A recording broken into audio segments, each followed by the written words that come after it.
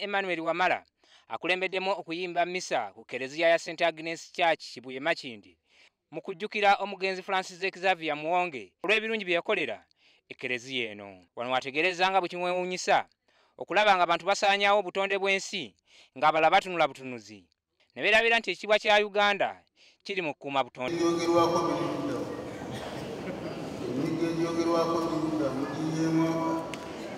Taka musimbe mukofebaza twejukiza n'obuvunaanyizibwa bw'okukuuma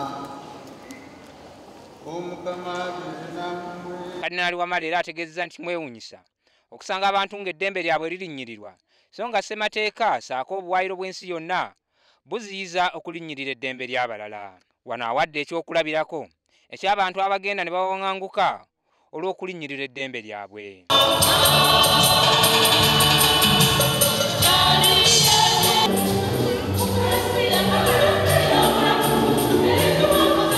Dr. Sarah Muwonge Nkonge asiimye ab'Kibuye Makindi Paris olw'okusiima ebyo bba bye yabakolera olw'okutandikawo Palisi eno saako okuba omusaale mu kuzimba ekereziya eno.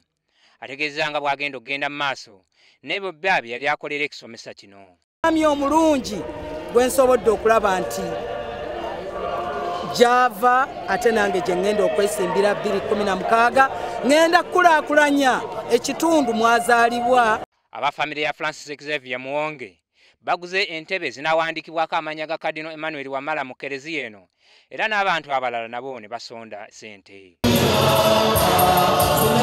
Ebyo ng'obitadde ku bbali, Reverend Father Godfrey Kalule asabye abakkiriza bulijjo okuwaayo eri Katonda naddala nga waliwo okuzimba yeekaalu ya Mukama.